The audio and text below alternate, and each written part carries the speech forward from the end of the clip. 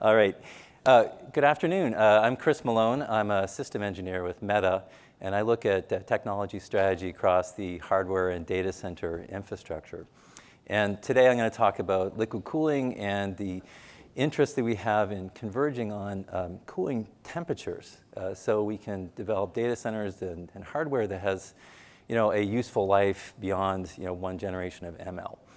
So as you saw in the previous talk, certainly we see ML and network hardware chips actually driving the very limits of air cooling in our data centers. So specifically air economized data centers, we're reaching the very limits of that.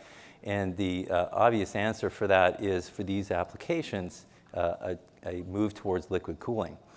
And we see a wide range of potential temperatures for the coolant, and that causes a lot of consternation when we're trying to design from the chip to the data center. What do we pick, and how do we deal with the difference in life cycles between a data center that lasts decades and a hardware system that could last a year?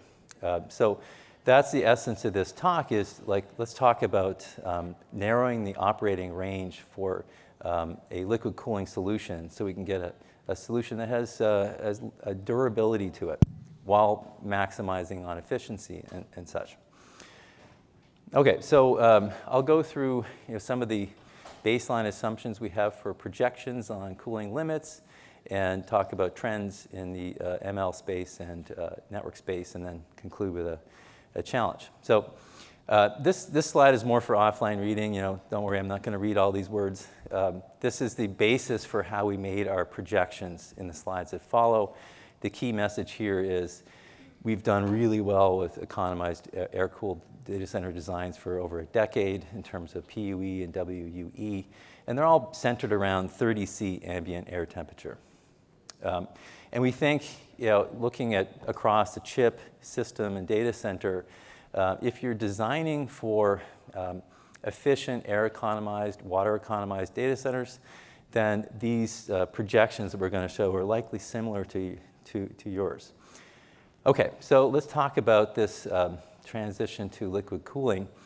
This chart's a little complicated, and I'm going to refer to it a few times throughout the talk, so I'll spend some time kind of diagnosing it.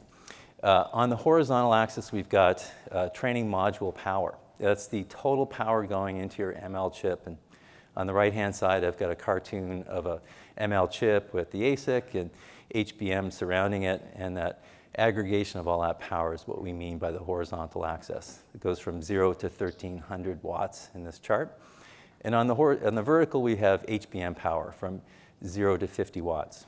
And just to make sure we're level set, for the thermal solution, it's the combination of these two factors that matter. It's not just one power, but it's like some applications are very heavy in terms of HBM use, so their power goes up. Some are more ASIC-centric, and so we have to look at both when we think about limits. And so that's what we're trying to convey in this chart. The gold line or orange line represents an average power consumption for a variety of workloads. So we look at things that are memory heavy, things that are ASIC heavy, and kind of average it to sort of represent where we stand. And the vertical line and lines tilting towards the y-axis represent the limit of that particular cooling solution. So the key thing here is, right now, we're right on the edge of what we can. Oops, did I lose you there? Okay, yeah, we're right on the edge of what we can do with air cooling in our data centers today. And within the next generation or two, we see the need to move to a liquid cooling type solution. And so we have something called AALC, air-assisted liquid cooling, that I'll briefly describe on the next slide. But what we're showing here is, very soon we're going to need to move from something beyond air cooling only. And the two lines here, the dark blue, the light blue, represent what we can do today with AALC, and the likely limit if we stretch a bunch of things in terms of the system and the data center. These lines are not absolute. We expect things will improve over time, but it gives you a sense of where we're running into constraints. So that buys us a couple of generations of ML chips. And this AALC solution is a liquid solution in the sense it has a cold plate on top of the chips. but it's rejecting the heat to the data center air. So that cold plate drops the heat into a neighboring rack that's essentially like the giant heat sink. It's got a bunch of fan coils in it, and it takes cold air in from the data center and rejects the heat. So from a data center perspective, it really looks the same. But back to this chart again, we see that solution kind of reaching its natural limit, which is moving us towards a facility water-based solution, where we get rid of that air interface altogether. And now we've added these two green lines on here to represent the limits that we think we can sustain with facility water. So they're much further to the right.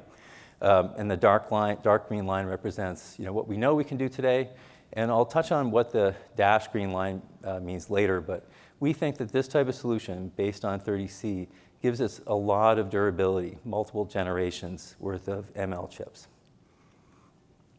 So just to level set, I think it's broadly understood that chip cooling is getting more and more challenging. ASHRAE's done a lot of great work in this area, and recently they had a paper come out, and on the left-hand side of this slide, you'll see a chart that shows this hockey stick behavior where the thermal performance challenge is just getting much, much more intense over time. So there's a broad understanding that things are getting much more challenging. The other piece of this slide is the table that ASHRAE's published in a few papers looking at ranges of potential temperatures. So this is really useful for categorizing what's possible.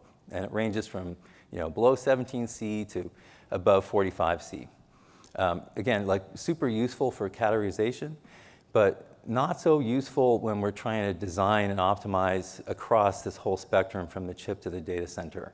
So this is really the essence of what we're talking about, is how can we as an industry sort of narrow that spec down so we can look at the various trade-offs across that whole spectrum. In our assessment, like 30C represents a really good compromise in terms of efficiency and durability without really penalizing either. Going to a lower temperature means more chillers, more complexity, bigger hit in terms of efficiency. And then increasing the temperature, while that's beneficial, we have some concerns about how we're going to be able to manage these 1,000-watt chips with ever increasing temperatures on the coolant side. So the dilemma is like, what do you pick? So like very briefly, this is a schematic of a data center cooling solution showing how if you introduce a liquid cooling solution at 30C into an air-cooled data center, it kind of maps well. And there's a bunch of different ways to achieve this goal. So this is just an illustration for offline viewing. But if you've got facility water pumping air throughout the data center at 30C, you can add in a CDU, some sort of secondary loop, to deal with your liquid cooling components. And again, not to belabor the point, but this integrates well, maintains decent efficiency, and we think it's durable. So let's talk about the thermal challenge, because like I've said a few times, it kind of spans the whole spectrum from the chip to the data center.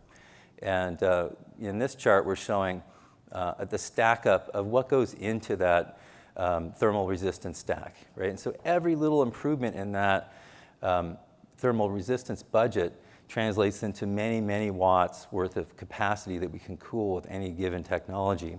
And the point we're making here is from the hardware perspective, from the hardware designer perspective. So in short, like from the lid up to the data center, there's a good chunk of thermal resistance that we've been working on for quite some time. So on the ASIC side, that represents about half of the budget. Looking at the preheat in terms of system design, data center design, the TIM2, we're reducing bond line thickness and using new materials, all that. And then the cold plate, which has gone through a bunch of iterations over time across a bunch of different companies to try to optimize the performance. The other interesting thing here is in this particular space is the HBM stack is skewed heavily towards the chip, right? So the budget that we can really impact as hardware designers is relatively small. And that's a key point here. If you look at the chip side, the lid and below, there's a lot of opportunity there. With the ASIC, there's a huge chunk that's associated with TIM1 and the lid. With the HBM, it's like the layout of the chip and avoiding crosstalk between the ASIC and the HBMs, and associated issues with the packaging of that. So the message here is we really need to look across that whole spectrum to figure out how to optimize.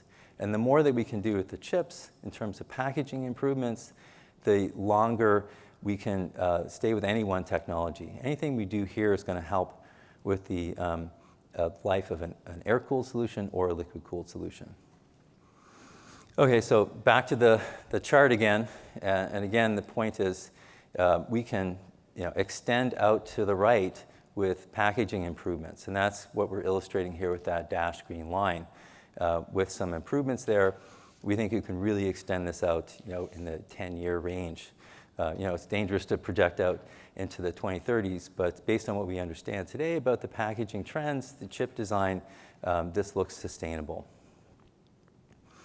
Okay, and so just to emphasize that this is not only an ML problem, we see some significant challenges in the network space as well.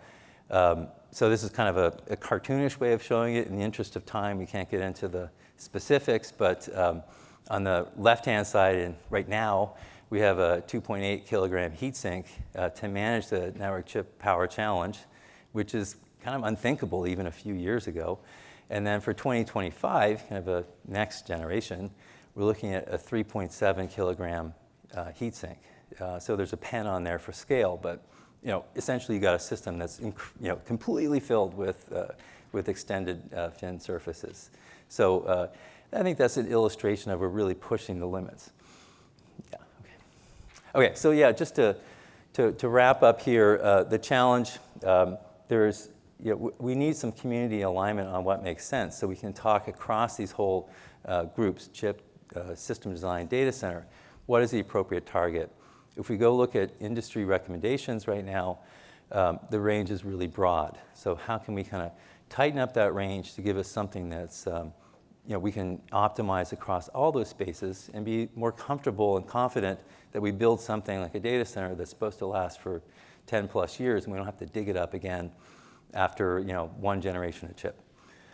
So the proposal here, again, kind of repeating, let's talk about harmonizing across this whole range and narrow that temperature range and design accordingly. And the call to action here is like, hey, we think that 30 is logical based on our projections. But if that's not right, we'd love to chat about the data and the rationale for something else. It might be something better. There might be some better approach to this whole problem. But right now, we just have a lack of clarity, which is really hard to deal with. Yeah, and so that's really the conclusion of the talk. Thanks very much. I think I have a few minutes for questions. Actually, just run out of time, but maybe we can, we can take one question maybe, quickly. With the 30 degrees C proposal, what power density you are assuming? How much power per millimeter square?